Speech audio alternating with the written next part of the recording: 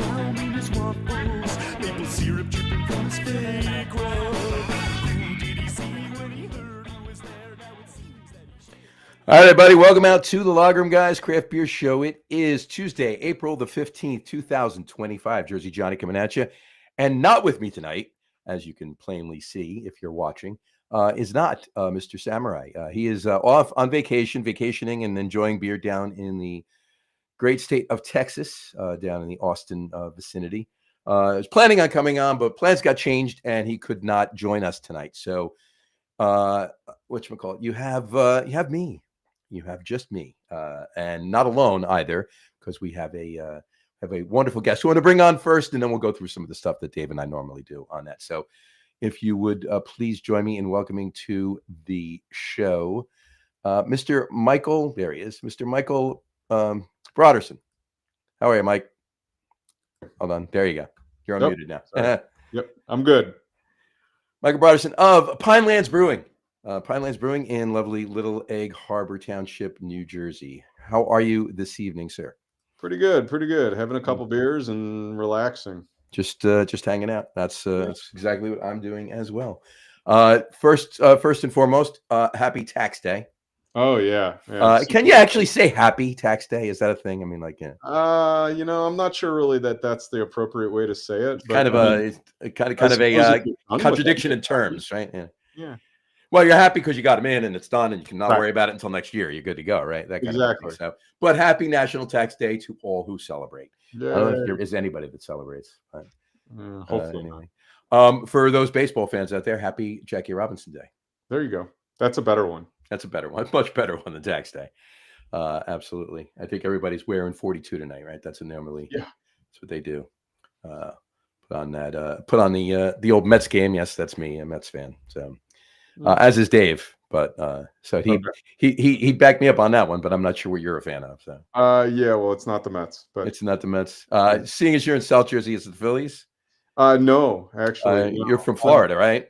No, I'm actually not from Florida. I'm actually from St. Louis. St. Louis, so you're Cardinals. Yeah. All right, so there. You go. You could say that, but no.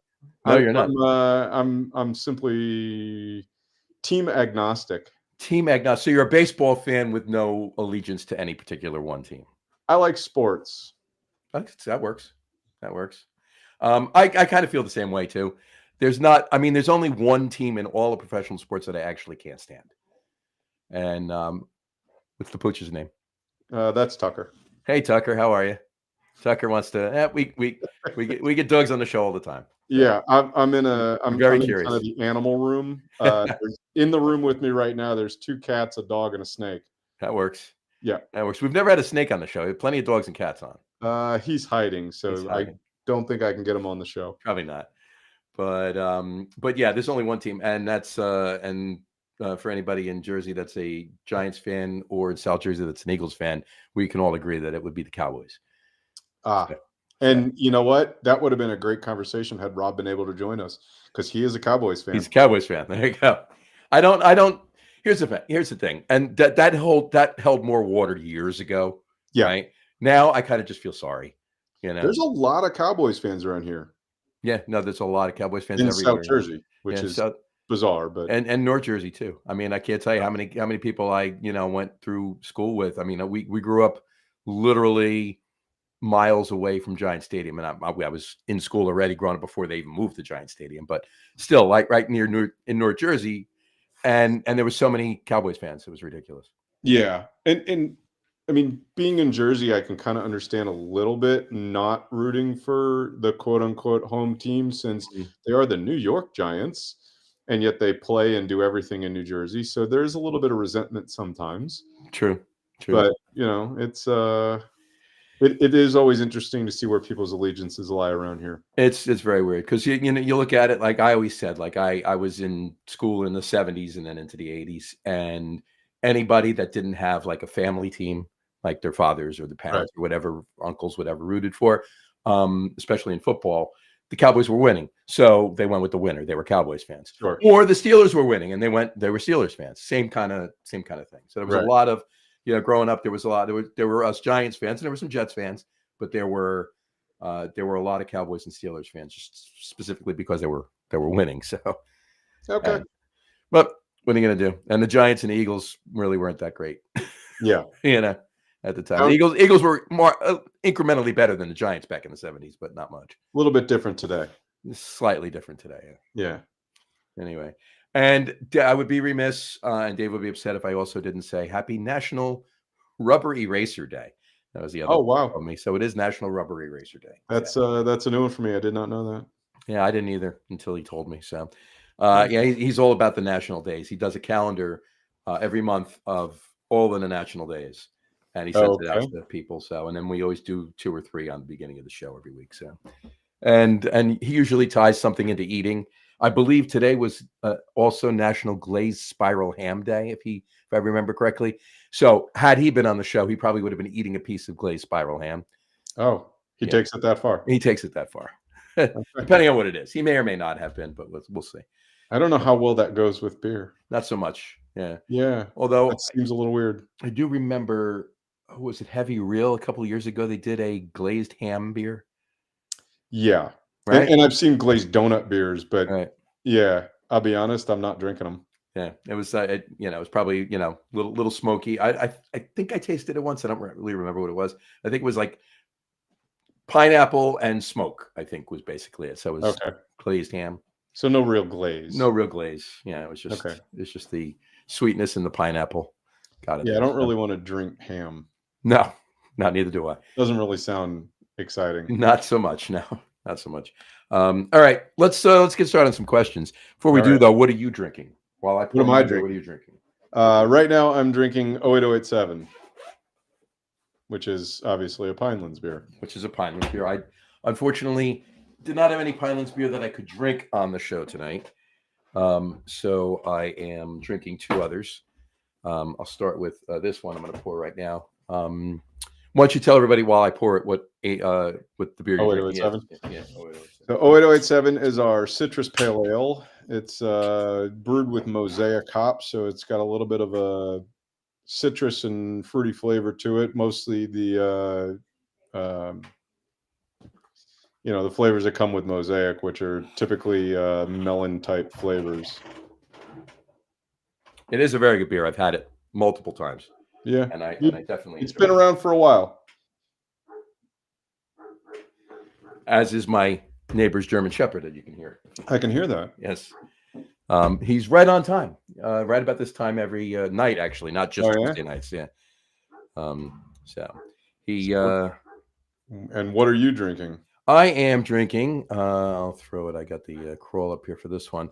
A port out Starboard Home from Coastal Brew Works. Oh, one of yours. This is no shocker, right? But it's a 5% ESB with rye. So I did two beers tonight. The 2 beers I'm doing tonight. Drinking tonight are classic English styles with a different with a twist, if you will. Okay. So this one is an ESB with rye, though.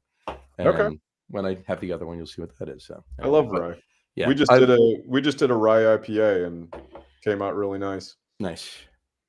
Yeah, I love a good rye IPA. I love anything with rye. I'm definitely a rye. You can call me a rye filler. There's not enough of them. That's for sure. There's not a lot of them, but the few that are out there, they usually come out really well, and it provides a nice little spice to the beer. So exactly. I'd love it if I can find a Roggen beer. I definitely grab it if I see it. I don't know if you saw my hat there.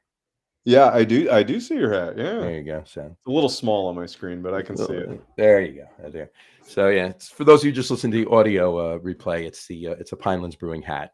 So. I figured I'd rep both breweries tonight. So I got Pinelands on. I got my Coastal shirt on. So there you go. So anyway, cheers to you and Pinelands. Cheers.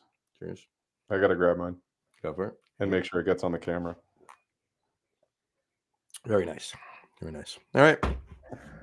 All right. So let me ask you this. We'll start out with the usual question I ask everybody. We ask everybody to start the show. That's the first time on the show anyway. To the best of your recollection, what was the first craft beer you ever had? Sierra Nevada Pale Ale. There you go. That would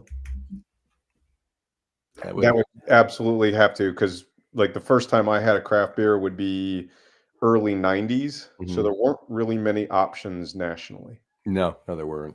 Yeah, and growing up in St. Louis, it was obviously Anything but, dominated or by Budweiser, and they did not own any craft beer at the time. This is true. This is true. So, yeah, Now, early 90s, I would have to say Sierra Nevada Pale Ale. now, growing up in St. Louis, I ask you this question, just a quick aside from that.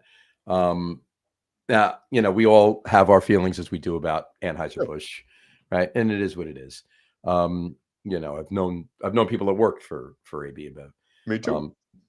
Whether in distribution and also in brewing too. But one beer that they brewed. Now, I always say this, and I've said this on the show a million times. So those of you that listen to the show often, you're going to hear a story that you already heard. So I'll make it short, just for Mike's sake. But even when I was a kid, right, drinking like a friend of mine's older brother, got us some beer or whatever, right? Yeah. And you come over and say, "Hey, my brother got us a Budweiser. Okay, do you have any soda?" I wouldn't drink it. And it's not because I didn't want to, be cool or, didn't like beer or anything like that. I very much enjoyed beer then, but Budweiser and Bud Light always gave me a headache. And I don't mean the next morning. I mean, while I was drinking it, I got a headache. And I've known a lot of people like that, and it's typically attributed to the rice in the brew. Absolutely. No, I definitely agree with it. It's got to be the way they use it though, or the style of rice, because there are rice lagers out there that I love and I can drink them all day and not get a headache. So it definitely has something to do with their either brewing technique or the specific rice that they're using. Could be the yeast. Could be. But I will tell you this though, Michelob, not Mick Ultra or any of the shit that they do now, but Michelob back in the day, that was actually a decent beer. Proper Michelob was actually a decent beer. And the Michelob Bock that they had, I don't think I ever had that one. It's actually a good Bock. It's actually pretty good. There are much better Bocks out there. Obviously, you get something from Germany, it's going to blow it away. But for what it was actually very, very drinkable. It was very good. Yeah. Back then, I used to drink a lot of Busch and Busch Light. So gotcha. Yeah. I didn't drink much Bud and Bud Light either. I used to drink Busch and Busch Light. So back in the my go-to macro lagers were Jenny Cream. Oh, there you go.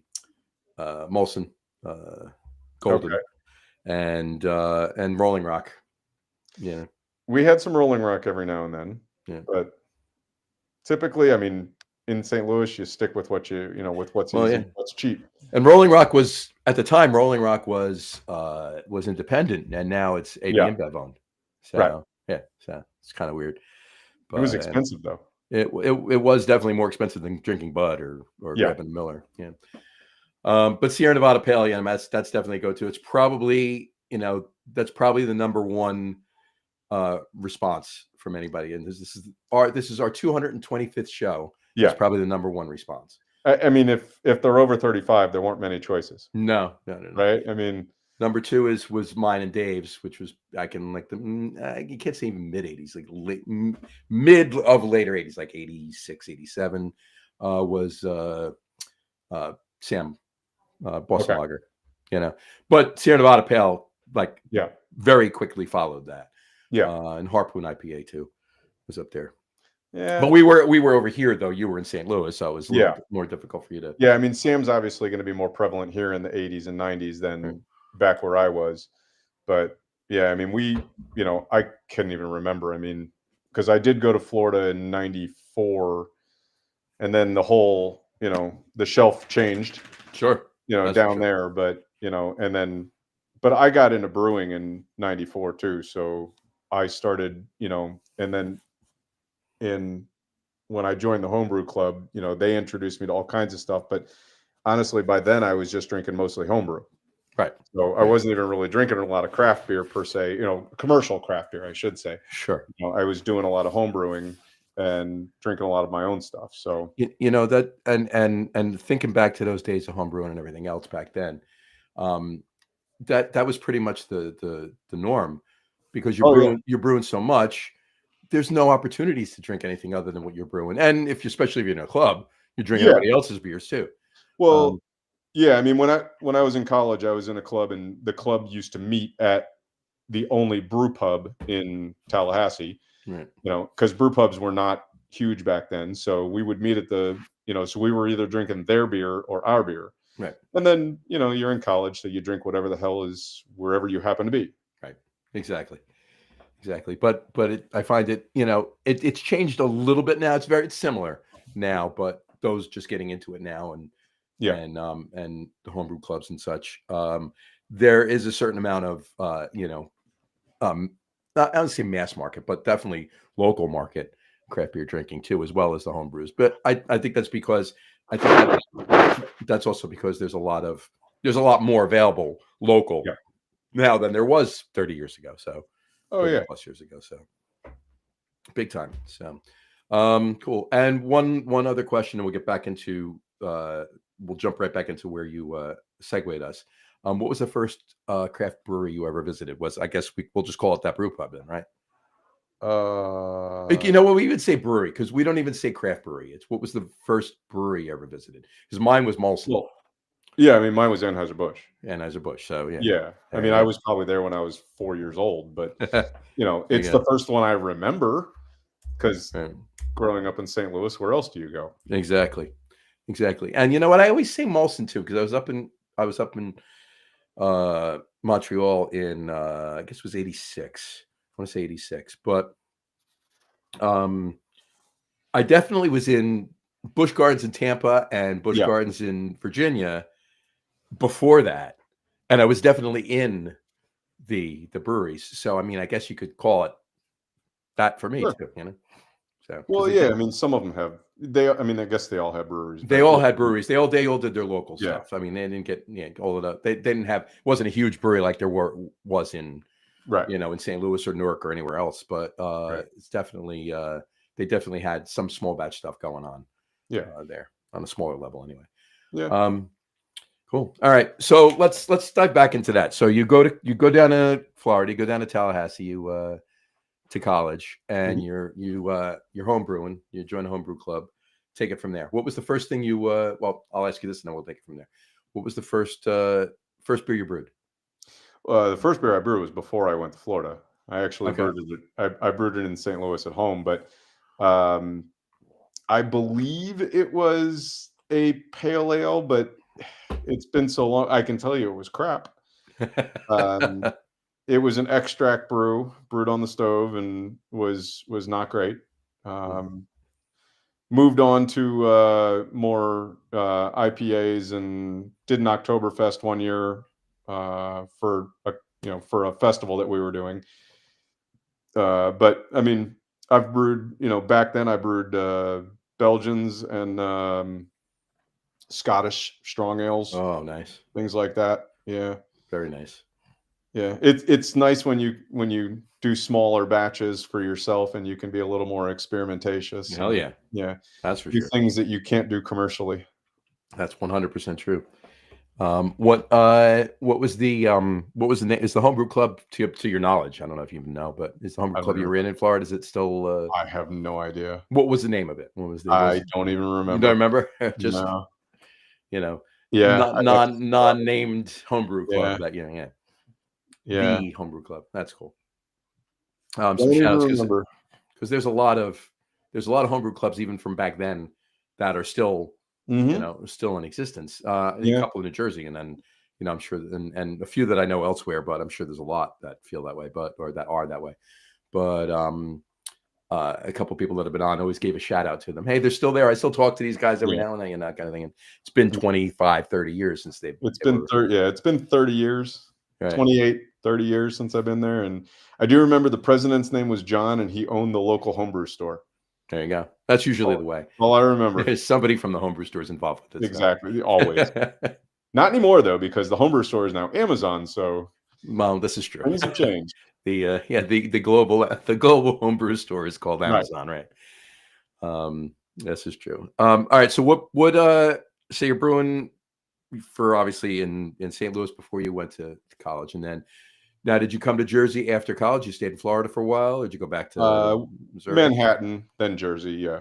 Okay. After college, you went to Manhattan, then Jersey. Gotcha. Yeah. So what brought you up to what got you to Manhattan? Work, just jobs. Yeah.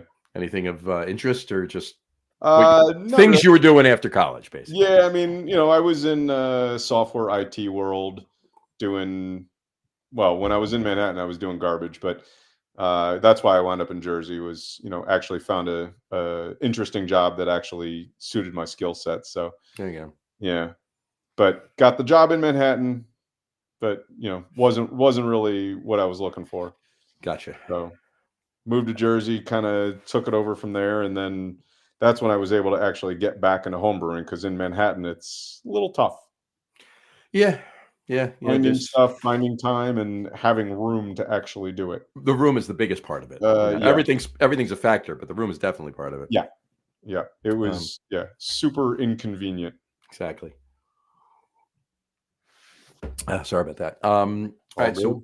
So you got to Jersey. What year-ish we talking? You 2000 ish, 2001. 2001. All right. So you've Yeah, been that's a bit of a while. So yeah. 24, 25 years. Quick post here, a comment. Dave Satula. Hi guys from Colorado. Dave, how's it going? How's everything in Colorado? Missed you since you left Jersey. Used to former brewer Jersey girl, Dave. Oh, Satula. okay. Moved out to Colorado and started brewing out there. So let us know Nice. how it is. You gotta and Dave, seriously let me know where you're at if you want to come on the show from out there, or if you just want to come on the show with Chuck too. That'll be a fun show too. But how are you, Dave? Cheers. Anyway, all right. So, did you do anything else in brewing before getting involved with Pinelands? Commercially, no. This was my first foray, and I mean, back in, I started working with Pinelands and brewing with Pinelands back in 2014. I mean, Mm-hmm. there wasn't a whole lot of opportunity to do anything in brewing back then. No.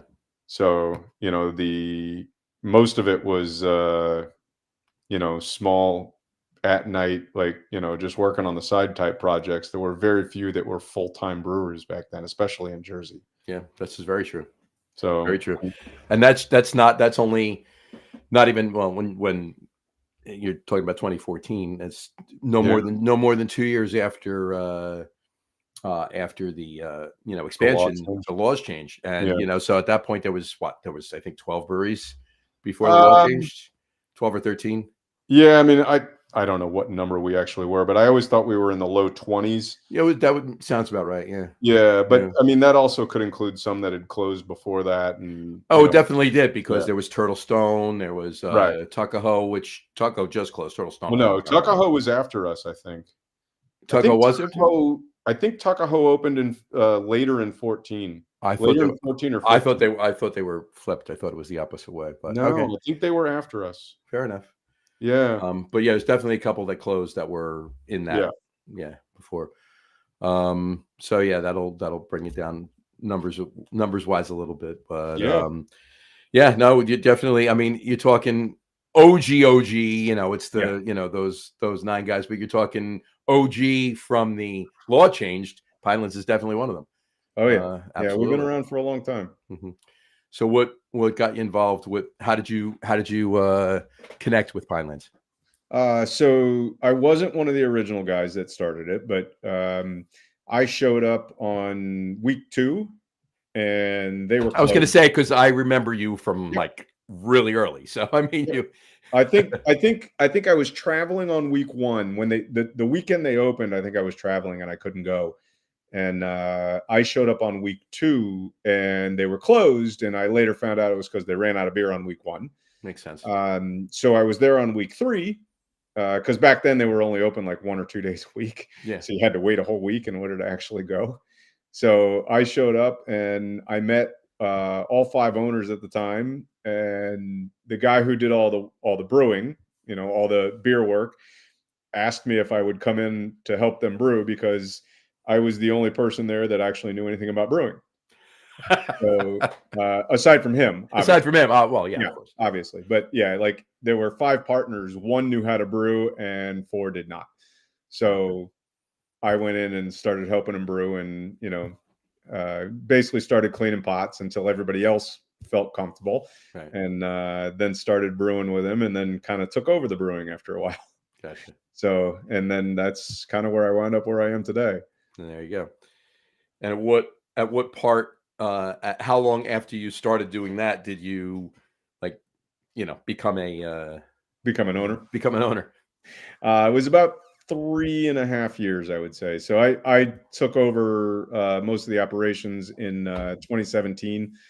We're still 5 partners, but I do all the finance and business stuff and the brewing, and Rob, who couldn't make it today, he does all the sales and taproom operations type stuff. Gotcha. And he came even later than me. So he came in 19. He came after you. Yeah. There's by the way, folks, Rob Shea, right? He was supposed to be on the show Tuesday night. So it was supposed to be 4 of us, and it wound up being just 2 of us. He's a little under the weather. So best wishes for Rob. Gets his voice and his feet back on under him soon enough. But there's the pooch again. Yeah, she's stepping on my keyboard. So gotta love it. Dave actually just posted another comment. He says, "Miss you guys too. Yeah, we miss you. Things are going well. He's brewing Oscar Blues. He's brewing. That's nice. Hey, I would absolutely be fine if you want to come on with Oscar Blues, or if you know what, Dave. Honestly, we can have Oscar Blues on, and it can be you. So that's fine. So I'll reach out to you. We'll talk." But he said, "Cheers right back at you, Dave. Thanks for tuning in." All right, so. Obviously, the history of Pinelands, you were there from the beginning, even though you weren't an owner until 3 years in or so. So how did obviously all of this? How did Pinelands start out? The original 5. How did they get it together? So Pinelands started really with 2 guys, and just one of them a brewer, and one of them that just kind of could get shit done. You need a guy like that. And that's really what it was. I mean, they wanted to start something. They wanted to, to try and create this brewery. And Jay Chapman, who's still one of our partners, he was the brewer guy, and Luke McCooley was kind of the business guy. Mm-hmm. And they approached a couple of different towns and didn't really work out because nobody really knew what it was at the time. There was very little information. Most towns, nobody had it on their, quote unquote code books at the time. So they didn't know how to classify it. A lot of towns, several towns actually rejected them. And then they wound up in Little Egg Harbor, and Little Egg kind of welcomed them in. And, they brought on a couple more partners for money and resources, and got it started. And then, the garage that we're in now. So they started with 1 garage and a home-built brew system that was called Brewhemoth, made out of wrought iron and random parts, and giant pots that Jay had acquired from an old cidery or something. And we made, commercial beer the homebrew way, essentially. There you go. Yeah. So, and it was dirty, and it was hot, and it was messy, and I'm thankful for the equipment I have today. But I do remember those days, and I'm glad I went through it. But yeah, I'm glad they're over too. Yeah, walk before you can run, right? Yeah, that was. I would say now I walk, because it's a hell of a lot easier to brew on the equipment I have now. Yeah, that's true too. Yeah, right. I mean, running around then is when you were doing run before you should walk. Run, but yeah, if you look at it like that, it's the opposite. Run before you can walk. Yeah, yeah. And it also didn't help that we used to, we all had full-time jobs, so we used to brew it. We would start around 6 o'clock at night and end around 2 o'clock in the morning. Sounds about right. Yeah. Now I get to brew. Go home, go get 4 hours sleep, and go to work. Right. Now I can brew whenever I want, but how many barrels were you brewing on that on that Brewhemoth? 3 barrels. It was a 3-barrel system. Give or take. Yeah. Gotcha. Yeah, Somewhere it was 3 barrels ish. Perfect measurement. It was not a perfect measurement, but yes, it was about 93 gallons ish, somewhere around there. Ish. Yeah. Well, there's still, there's a production brewery in Jersey. Was it just I guess it's just up from you a little bit in Waretown. Was it Oyster Creek? Yeah. They have a 1-barrel system. No, Oyster Creek is now a 5-barrel system. Oh, they expanded. Oh yeah. I was not aware of that. He started off, I believe, as a 2-barrel.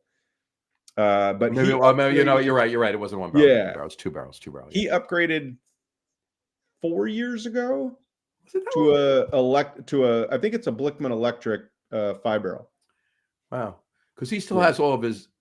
The last time I was there, now granted, it hasn't been for a while, but it was definitely after that. Yeah. He still had all of his smaller tanks.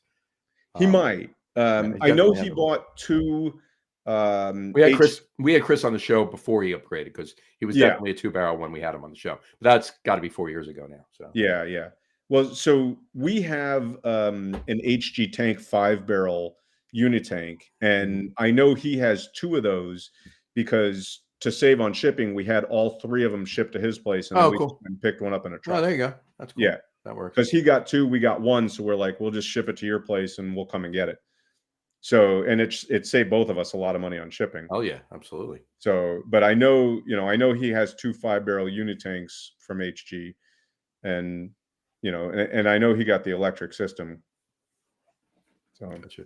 Yeah, I was mistaken on that, but yeah, you're right. I was mistaken with the 1-barrel. It was definitely 2 that he had, but yeah, when he was on the show, he had 2, and I've been there a couple of times since he was on the show, but I haven't talked. The last time I talked to Chris was when he was on the show 4 years ago.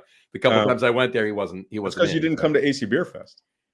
This year I didn't go to AC Beer Fest. Yeah, he was at AC Beer Fest. That's the last time I talked to him. I had my cousin's son's wedding was that Saturday. So I had to go to it. It's a family thing. I had to be there only because next Saturday, a week from this Saturday, is my daughter's wedding, and everybody's going there. So I couldn't not go to his son's wedding and go to a beer fest, and then so it's a whole family reciprocity thing. Right. But in any event, whatchamacallit, yeah. So that was I definitely missed going. How was it anyway? How was a good show? I mean, this is the first time it was back in the well, no, it's not the first time it was back in last year was inside last year. No, we were there last year, but it was the first time that he did it, just 2 sessions on a Saturday, nothing else.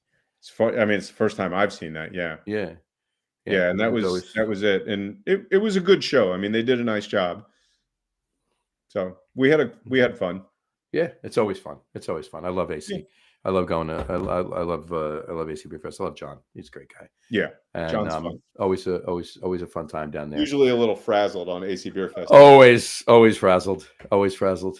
At some point during the session, one of the sessions, he comes over and has a beer with you at your booth and just takes a breath and pulls a cigar out of his mouth long enough to take a sip of beer and talk to you for a minute. But he's a good guy. John's a good guy. We've had him on the show a bunch of times. I've known John. I've known John since he started. I was at his first beer fest in 06. Oh, geez. Yeah. So that was 06. Yeah, it was 06. Yeah, that was fun. Anyway, but yeah. Okay. So what size brew house are you guys using right now? We're currently a 7-barrel brew house. 7-barrel brew house and 7s and 5s, and what's your capacity? So it's like 70 barrels in fermenter space. Nice. Yeah, we've got a couple of 15s, like 5 7-barrels and a 5-barrel for smaller stuff. Nice. Double batch into the 15s, of course. Obviously. So, cool. That's great. Or triple batch if you're doing a really high gravity and you. That's true. At the time, but that's rare. And it's rare that you do that, but it's also rare that you would do like a 15% beer, 15 barrels of a 15% beer. Exactly. Right? Yeah, we're just not that big. Right, exactly. Yeah. But hey, it's all good. All right, cool. What talk about some of your flagship beers? Obviously 08, 07. Yeah, 08's one of them. We sell, we do a lot of 08. Our main flagship, our best seller is Swamp Donkey. Swamp Donkey's great. Yeah, that's the one everybody typically knows, and it's it's also got the most memorable name. So it's hard to forget. So yeah, Swamp and 08. Lately, we've had a lot of interest in one of our new ones, which is the Little Egg Pilsner. That's kind of taken off lately, and that's soon to be one of our new flagships. Something we should have year round. I'll be honest with you. I'm loving the fact that lagers and pilsners are Yeah. definitely, getting to the point now where everybody is, Yeah. there's a lot of demand for them, and it's not just something that brewers and brewery owners want to drink and nobody else does, right? Well, yeah. I mean, that's that's kind of a big problem is, you walk into a brewery and you talk to the owner and it's like, yeah, I make these beers, and I'm like, do you drink them? No, hell no. Nope, not at all. No, I drink all the other ones that nobody else wants. Right. And the nice thing about lagers and pilsners is you can still actually walk in, and anybody who calls it a pilsner, it's probably pretty close to what a pilsner always was. Right. And obviously, I'm taking a little dig at all the bullshit that's happened with IPAs in the last 10 years.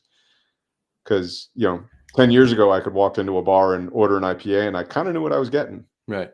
Nowadays, not so much. Yeah, like nowadays, you could be getting a pina colada. It's so ambiguous of a term now. Yeah. It's ridiculous. It's an obnoxiously ambiguous term. Yeah, So, it's insane. but yeah, you order a pilsner, you're probably getting a pilsner. That's you gotta love that. You gotta love that. I'd see your pills, and what else? I was just gonna say, how often do you do? You're still doing Evan John? Yep, Evan John. Yep, we got it on. That's one of my favorites. So we typically do that September through the winter till it runs out. So it's a seasonal. Yeah, I mean it's 3/4 of a year, depending on how much of it I brew. Like usually in January, February, I'll brew a big batch, so it'll last us a little bit longer. Gotcha. And it's kind of whenever it runs out. But you don't brew it again until September. August or September, depending on how the schedule runs. But yeah, I mean that's it. It's a light enough beer. It's a light porter, so it's light enough that you can drink it in the summer and people love it in the summer, but it's just not as big of a seller in the summer. Yeah, I drink porters all summer, so yeah. But I've probably been one of the guys that bought like the last 4-pack or 6-pack or whatever you had of it Nice. In the brewery. So yeah, you gotta love that. But no, it's a really tasty porter. Any of these beers, by the way, anybody listening, if you're in Jersey or if you're anywhere near Pinelands, get down there. Mike's brewing really good beer. And if he has Evan John Porter, definitely have it. And I got to get down there and have some of that Pilsner. I haven't had that. Come on in. Yeah, I could take a ride down. It's such a long ride from Belmar down to you. So yeah, that's going to take me 40 minutes and I'll be there. So. Yeah, 45 minutes, depending on traffic. Yeah, it's just, well, I'll leave accordingly. So it's only 40 minutes. So. But in any event, anything coming up interesting on the brew schedule? On the brew schedule. Yeah. Trying to think. Blueberry. Our blueberry ale is one of our yearly favorites, yearly bestsellers. Actually, just brewed it yesterday and today, so it'll be coming out soon. We have a red ale that we're going to be canning in the next couple of months. Nice. And there was one more, and now I don't remember what the hell it was. But yeah, one other beer that we were going to can. So gotcha. Talk about the red ale for a minute. I'm interested in. The red ale, we have some on tap right now, but it's coming out in cans probably midsummer. It's called Stepchild.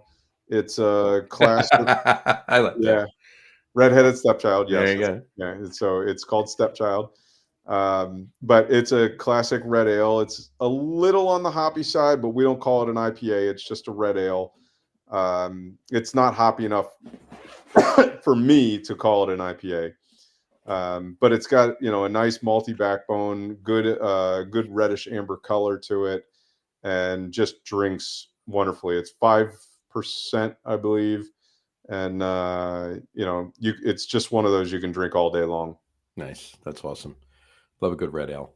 Yeah. And a hoppy red ale, whether it's, like I said, red IPA is fantastic too. Red IPAs are fantastic. Red IPAs are fantastic, but just if it's not hoppy enough to call it a red IPA, but red ales, a lot of people are going to release the red ales, for a little for St. Patty's Day. For St. Patty's Day. But, anybody, I pat on the back anybody that releases a red ale any other time during the year other than St. Patty's Day, because you're doing it because you love the beer. and that's what I want to really and that's just it. Like it's a great beer. It doesn't have to be tied. It's not an Irish beer. It's not, it's an Irish red. It's just a red. It's just a red ale. Right. It doesn't need to be tied to anything. It's, and we didn't give it a name tied to anything. Right. Stepchild is Exactly. Stepchild. That's fantastic. On your canning note, distribution and everything else. Now, you guys obviously, it's been a little bit of it. It's been, I guess, almost a couple of years now. What's that? You had a distribution change. Oh yes, Hunterdon. Yes. Yeah. So we've always self-distributed. Sure. That's something that we always did. It was an agreement we had with Hunterdon. When Hunterdon went out of business, we were sold, for lack of a better term, to another company. Didn't work out with them, so we have since parted ways, and now we are 100% self-distribution. Very good. So the only way you can get our beer is directly from us. We will, we sell it, we deliver it, we manage it. That's awesome. Yeah, that's awesome. So everything. So and you're servicing the whole state? God no. We're mostly between Monmouth, Ocean, a little bit of Burlington, and Atlantic. Okay. So the idea is to expand, but currently we're in just those 4 counties, 5 counties. Well, that footprint's working for you right now. For now, yeah. So because you're still selling through the brewery, the tap room, and the tap room and everything else. So Monmouth, Ocean, Atlantic, and a little bit of Burlington. Did you get all the way over to Western Jersey and Burlington, or just the area of Burlington that's between Ocean and Atlantic? Yeah, I mean it's like, and sometimes I forget which is Atlantic and which is Burlington.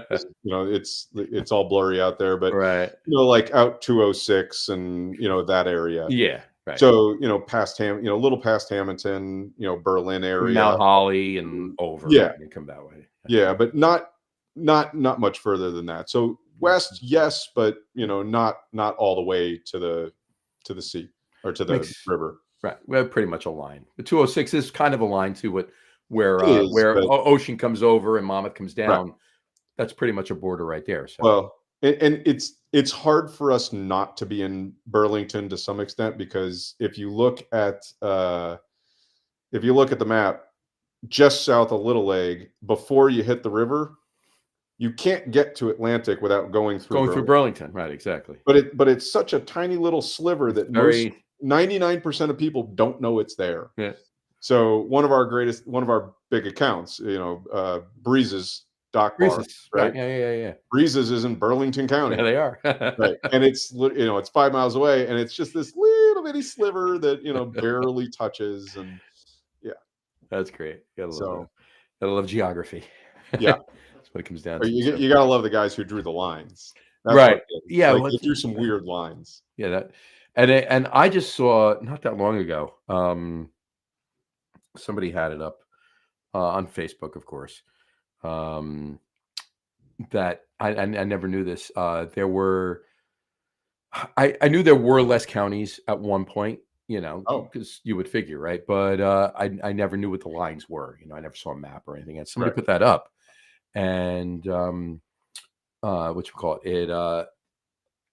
It had like Monmouth County. Actually, I'm. Don't quote me on this. I'm pretty sure, if to the best of my recollection, looking at this map, there was no Middlesex. Monmouth was Monmouth and Middlesex, or most of Middlesex, and even some of Ocean, and then Ocean, or maybe there was, and Ocean was part of Burlington. It was just weird. So somebody after that went and moved lines, and interesting. Yeah, so it's strange, how somebody who wanted some political power. There had to be some rhyme or reason to it, whether it was politics or always politics. Yeah, I mean, I'm sure it is. Yeah, right, of course. Always politics. It's always politics, but I mean, some of these lines go through forests, right? Oh, so All right. I guess it's well, most of the ones that go through Forest are straight lines, so I guess it was just point A to point B, draw a line, and that's it, right? Right.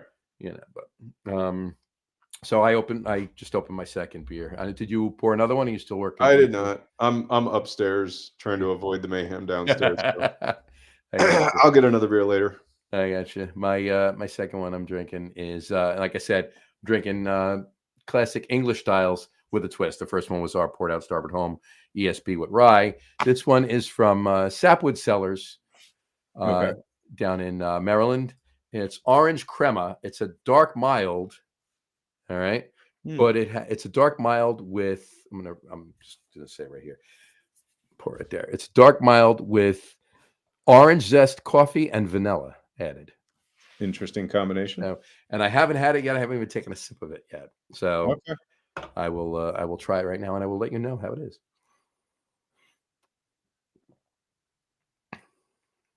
Yep, that is a dark mild with, you know what? I'm just getting a little bit of the vanilla. I'm definitely getting the coffee. It's not overpowering, but it's there.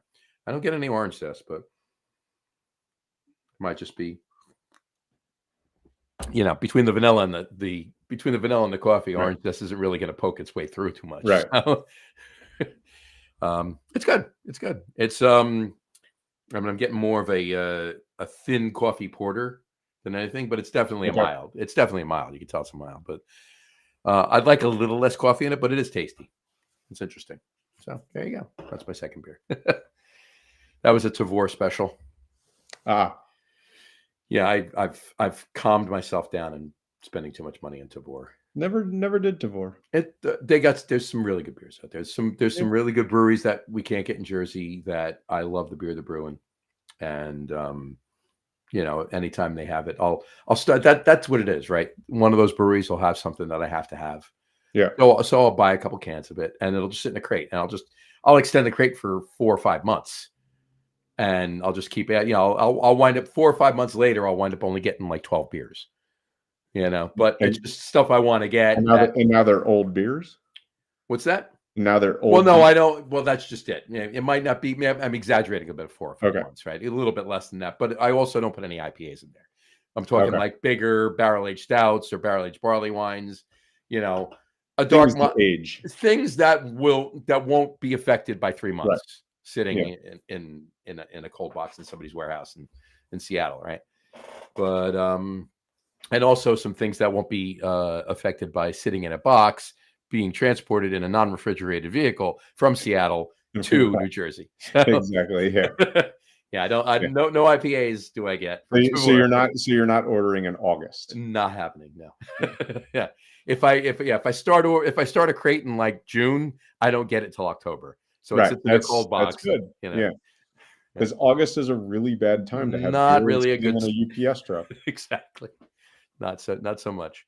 With no air conditioning. Not so much now. So, but they do have a lot of good. There are a number of really good beers from breweries. Sapwood Cellars I get. Elder Pine. Sapwood Cellars and Elder Pine. They're in Maryland, so I can get down there. Okay. I can take a ride down there. Matt was just down at Elder Pine a few weeks ago, and there was a couple of beers on Tavour I was about to order, and I knew he was going. I said, easier to just pick me up. Well, that's it. Just pick me up a 4-pack of each while you're there. Done. Just type that for an open. There we go. All right. So you guys did AC Beer Fest. How many events do you normally do throughout the year? Oh, I mean, anywhere from 12 to 18. I mean, some local stuff too, I'm sure. Yeah, I mean, a lot of them are smaller local, like this month, next weekend, not this coming weekend, but next weekend we've got the Beach Haven Volunteer Fire Department's festival. Mm-hmm. I think there's only going to be 5 breweries there. Gotcha. It's just a locals party. And then, the following month, actually, I guess right after Memorial Day, we've got, one of the local campgrounds does a chili cook-off with 5 breweries, like little stuff like that, all, local stuff. That's awesome though. I love that. And we probably do more local stuff than we do the big ones. Mm-hmm. It used to be AC Beer Fest, Manahopkin, which is no more. It's definitely done now. They're not. Yep. They're done. Yeah, they sent out an email to all the vendors and said, "Yeah, we're done." I have heard rumors that some of the guys may try and start something new, smaller, but nothing concrete on that yet. Just rumors. Gotcha. And then we'll do Seafood Fest and, maybe a couple others here and there, depending on what happens. But talking about the Down Beach Seafood Fest. Yeah. That was fun. The one It is. that was fun. It's all right. Yeah. Yeah. We were a couple booths away from each other, I think, when we did it. Yeah. Yeah. So, but and that's small too. That's only 12 or 14 breweries too at that. Yeah, I think last year I think it was 10 or 11. I think it was 10, but it was supposed to be 10, but then Royal Vine jumped in, who, isn't really a brewery yet. So it might have been 11, but yeah. I got you. Cool. All right. And what's so the next on the next is the Beach Haven one a week from this weekend. Yeah, a week from Saturday. And I'll be in Long Island walking my daughter down the aisle. There you go. Yeah. So you won't be in Beach Haven. I won't be in Beach Haven. Yeah. I think I will be. I may be consuming alcohol that day at some point. Well, you should be. Yeah. Yeah. So, but it's a happy occasion. It's a very happy occasion. Consuming consuming absolutely. alcohol. I can neither confirm nor deny there would be some of these cans at the cocktail hour and the reception. So, but and as well I'd be disappointed if there wasn't. As well as our Schwartz beer and maybe an IPA too. I'm not quite sure, but we'll figure that out. I got to bring them out with me on Thursday. So, anyway, let's do our top 3 list. Okay, let's do a top 3 list.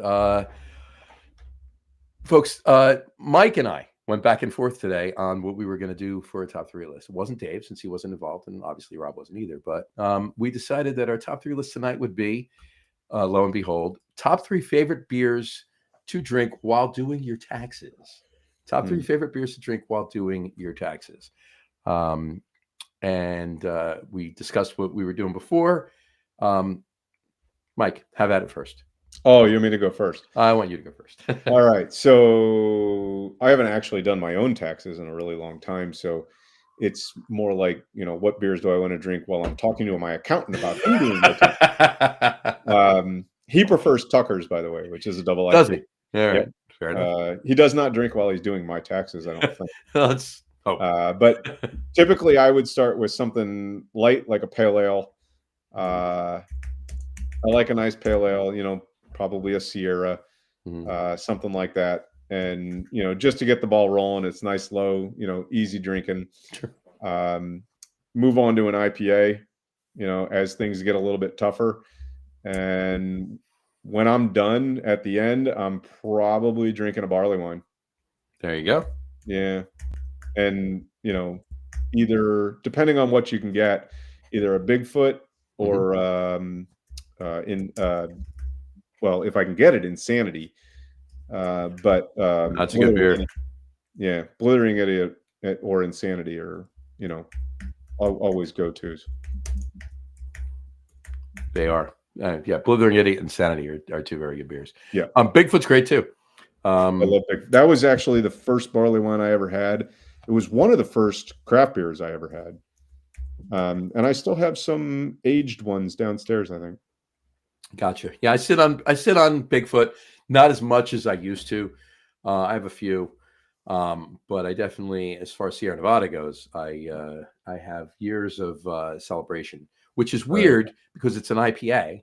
Yeah, but those hold up. They do. Yeah, and you can't. I mean, you can't drink a 20-year-old one. Obviously, that's not and it's like you say, like Dogfish 120. Right. Everyone thinks it's an IPA, but it's really not an IPA. It's a barley wine. It's more like a barley wine. It's a barley wine. Yeah. And if you remember the old world when we actually used to have the beer periodic table, and you look at everything, and IPA and barley wine were actually fairly similar in style, but barley wine actually had more hops in it. Yeah. it had a higher IBU typically than the IPA on the table. Oh, absolutely. American barley wine, anyway, not so much an English barley. Yes, but you know what? But they age super well, and the higher alcohol IPAs age well too. Right. And Yeah, they do. I love them. Now the hazy ones, forget it. They're not. You can't. No, hazy ones. You drink that in 3 months or you're done. Yeah, Unless I will tell you though, I will say, if you get a good canning run, and you have super low DO, yeah, those are going to last. Hit or miss. It's definitely hit or miss, because I definitely have found a can of maybe a 7 point whatever New England IPA hazy in the back of my fridge that was 6 or 8 months old, and I'm like, oh, this has got to be garbage. Let me at least pour it out and see what it's like. And I tasted it, and it was good. Yeah, it hops faded a little bit, but it was drinkable. It was good. You can find 4% fruit beers that'll taste great after 12 months. Right. Like it happens. It's hit or miss. Some beers just don't go bad, whether it's low DO or whatever it is, or sometimes they just don't go bad, or sometimes they just age in a way that's actually appropriate and taste good. Right. Exactly. I always suggest to everybody, but if you find a shelf turd, as they call it, in the back of your fridge that you forgot about, and it's old and you think you want to dump it, pour it first and taste it. Yeah. I mean, might as well. You might get it to your nose and say, "Whoa, I'm not having that," and you dump it out. That's fine, but at least give it. You have nothing to lose. Try it. Yeah, exactly. Cool. All right. So mine, in kind of the same vein as Mike took. When I'm starting out, I gotta start out with something a little lighter. So I'm going to go with a Pilsner, and if I could find it, and I told Mike I'll put beers to this or whatever. At the moment, in my mind, I would probably look for maybe like a Jacobus from Schilling. It's a German lager, German Helles. It's tasty Pilsner. So then once I'm really getting into my taxes and I'm in the middle of it and I'm pulling my hair out, it's got to be a double IPA, right? And I would say classic, like 90-minute. There you go. Or something to that level. But, if you want to stick to something a little bit more modern for anybody listening out there that's, big haze boy or juice head or whatever you want to call it. One beer I had not too long ago it's a hazy. It's New England. It's like 8.4%. It's Apiary Drop from Modest in Minneapolis. Fantastic beer. Okay. Really, really good. And from Apiary Drop, obviously you can tell what underlying adjunct might be in it. Yeah. You think so? You think there's a little honey in there? A little bit of honey in there. Yeah. Okay. A little bit. It's not overwhelming. Nothing wrong with that. Nothing wrong with that. It's just more sugar to bring the ABV up. That's all it is. It's got a nice little flavor to it. That's it. But then I agree with you 100%. When I'm done, they're off. I go like this. I want to pour barley wine. A bourbon barrel aged barley wine, and my go-to would be like a Thomas Hardy's ale. Oh, from Hanson's Brewing in Hanlon's Brewing, rather, in England, over in Devon, England. But if I could find one of these, I would open this up. Oh shit! Yeah. We have that on tap right now. Gnarly Pine, right there. Yeah, barrel aged barley wine from Pinelands Brewing. There you go. So nice. Had that. How old is that? It is. Is it on here? Might be. Should be. It should be. It's not on the side of the label. On the side of the label. It is not. It's probably about 5 years old. Okay. I would say it's about 5 years old. If I had to guess, could be older, could be a little younger. I'm pretty sure it was before the pandemic. Okay. But I don't think it was much more before the pandemic. So it's probably 2019. So maybe 6 years old. Yeah, I went looking for some of those we have like an upstairs area in our storage area, and I went looking for some of those the other day. Somebody was asking me, and I couldn't find any. I found some other older barrel aged stuff that we've still been storing, but I think I sold all the barley wine. Did you? Yeah, definitely. I had a few of these. I had a couple a little while ago. I think was it last year? It was either last summer or the summer before. I think it was last summer. We had a bottle share, and I pulled one out for it, and it was fantastic. Yeah.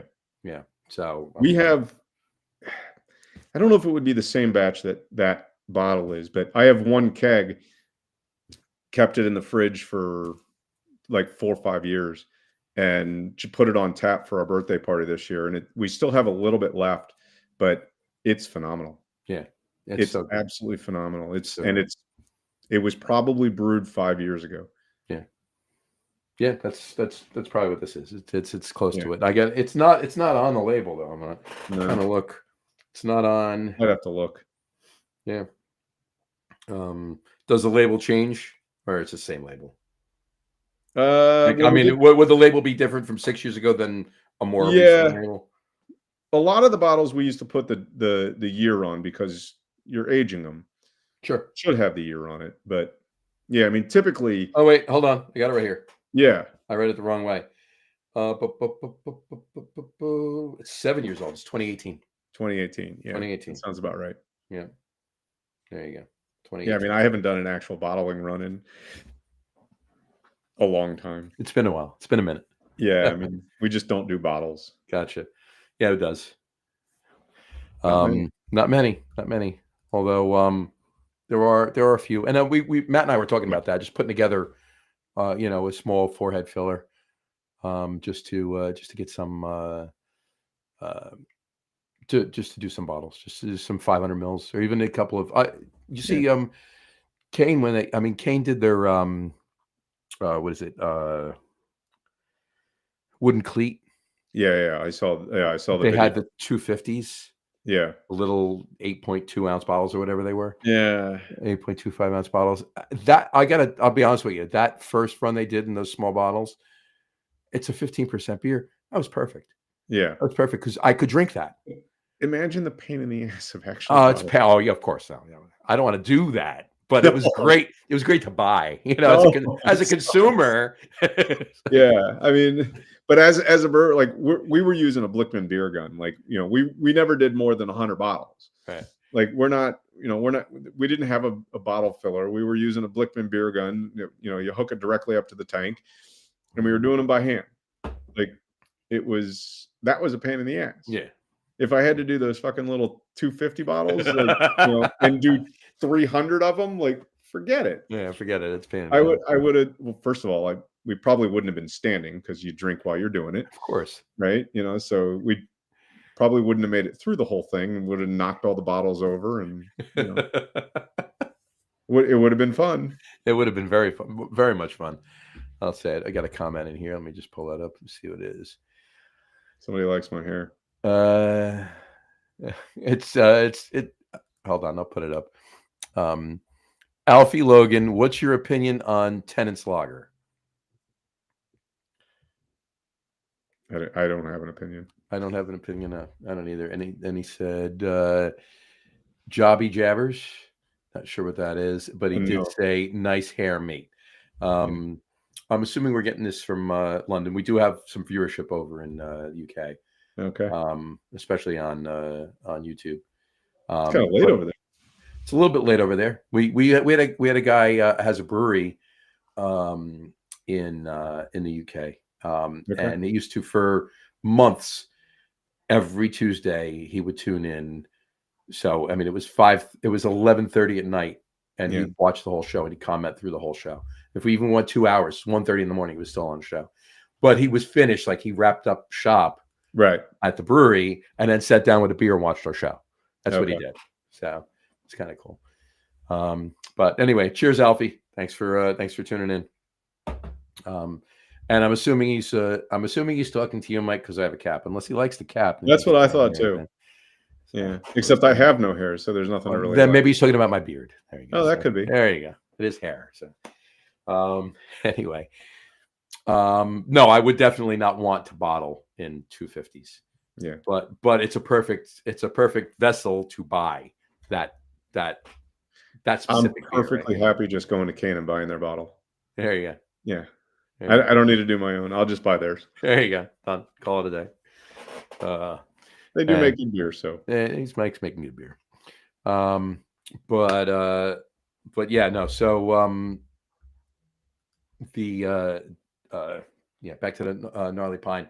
Yeah, the first time I had it, I mean, when was the first time you brewed it? I mean, it's got to be before that. That wasn't the first batch of that. No, Yeah, first batch would have been either 14 or 15, probably 15. Yeah, and we would brew it for a while. We were brewing it once a year, so and then we skipped a couple of years later on after 18. But I don't think I brewed it last year, but we still have some age stuff that we've been going through slowly. Yeah, because the first time I had it, and maybe even the second time I had it, there weren't any bottles, or at least when I got there, there weren't any left or whatever. So I only had it at, Bayou down at the tap room. But but when I was there in 18, and you had a bunch of bottles. I think I bought 4 of them. Took them home with me.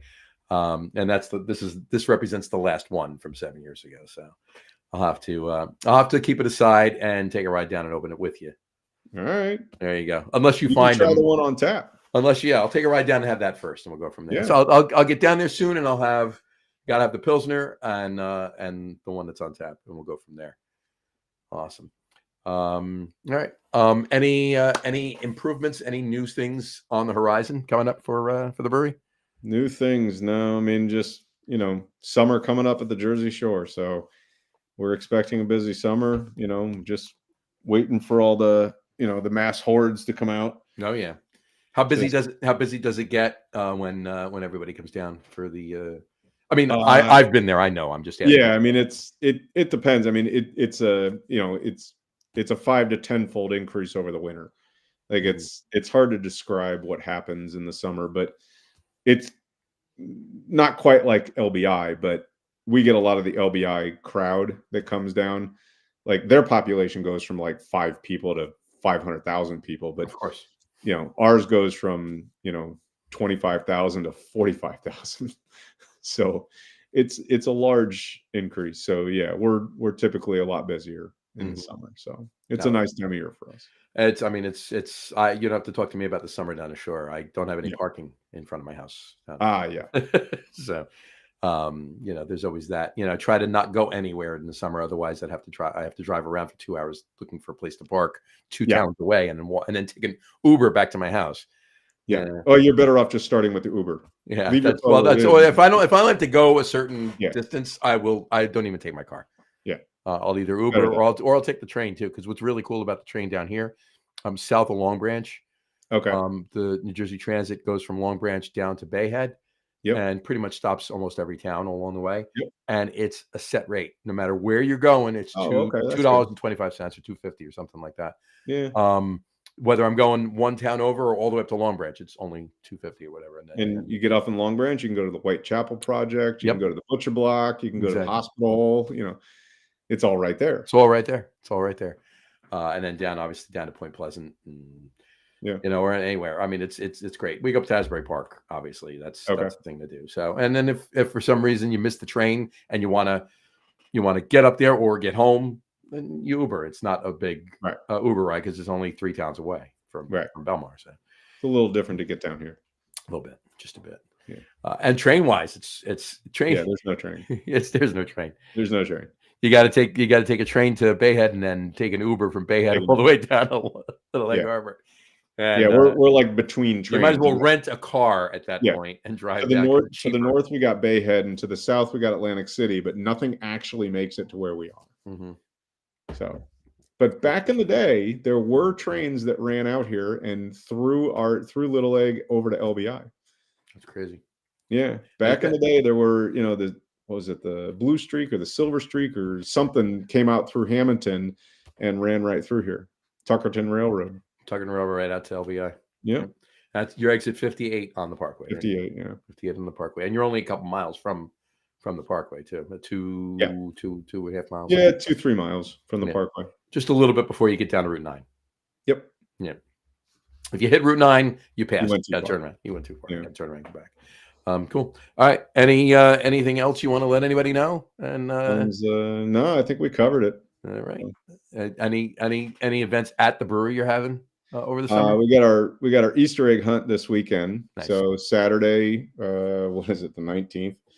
We got our Easter egg hunt. So we do a kids hunt, an adult hunt. We got a band. We'll do the, quote unquote golden egg, where we give away tickets to a show or something, or our jitney tour. Nice. And yeah. And then we'll have a good time. That's awesome. And That's awesome. A buttload of candy. And a buttload of candy. You can't forget the candy. That's for sure. Always got candy. Awesome. And we got one last comment here. Brian Boak just tuned in. He says, out having sake. Cheers, Brian. Yeah. Enjoy that sake. That sounds like a good thing. I might go have a glass of wine. That's not a bad idea. That's not a bad idea. I mean, Brian's usually on drinking a couple beers, and then he winds up switching to Gentleman Jack after a while. Oh, there you go. Tonight, he tuned in late, and he's having sake. So, cheers, Brian. Sounds good. Absolutely. All right. Well, on that note, thank you so much for coming on. Really appreciate it. No problem. Give Rob our best. I will. And tell him to feel better. I will. And when he does feel better, we'll pick a time for both of you to come on with both Dave and I, and then we can have a bigger conversation about it. But I'll definitely get down soon. I'll let you know when I get down there. It's, hold on. He said I'll be back for beers. He says, I'll be back for beers. There you go. Which we call it. It's not going to be, it might be this weekend actually.